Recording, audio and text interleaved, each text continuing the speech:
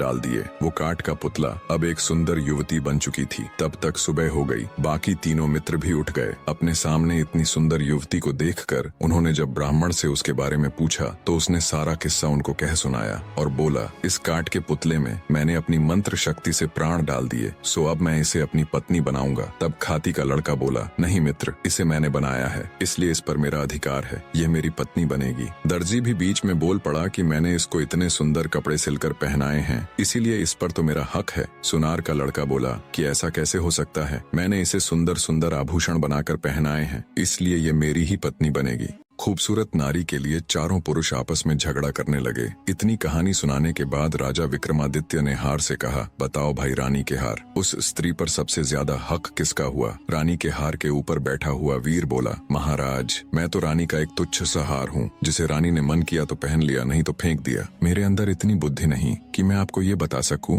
कि उस युवती पर किसका हक ज्यादा है। हार पर बैठे वीर की बात सुन रानी अबोल्दे को गुस्सा तो बहुत आया, पर वो अपने गुस्से को पी गई और कुछ भी न बोली। जब विक्रमादित्य ने देखा कि रानी तो कुछ बोली ही नहीं और रात का चौथा पहर खत्म होने में बस कुछ ही समय बाकी है, कुछ सोचते हुए वे बोले, सुनो रानी के हार, उस युवती पर सबसे ज्यादा हक उस ब्राह्मण के लड़के का है, जिसने उस पुतले में प्राण डालकर उसे जीवित किया। राजा की बात सुन रानी के हार पर बैठा वीर तुरंत बोल पड़ा, क्या बात है राजन, क्या खूब न्याय किया है, आपकी तो जय जयकार होनी चाहिए। हार में बैठा वीर बोला, बोलो राजा विक्रमादित्य की जय। बाकी के तीनों वीर भी राजा विक्रमादित्य की जय जयकार करने लगे। राजा विक्रमादित्य की जय, वाह क्या न्याय किया है। इतना सुनते ही गुस्से को दबाए बैठी रानी अबोल्दे फट पड़ी और बोली, इस गलत न्याय पर कैसी जय जयकार? राजा विक्रमादित्य, तुम तो बड़े न्याय प्रिय बने फिरते हो, लानत है तुम्हारे ऐसे न्याय पर। पता नहीं तुम्हारा ये न्याय कैसे इस जग में प्रसिद्ध हो गया, ये न्याय पूरी तरह से धर्म विरुद्ध है। आगे रानी अबोल्दे बोली,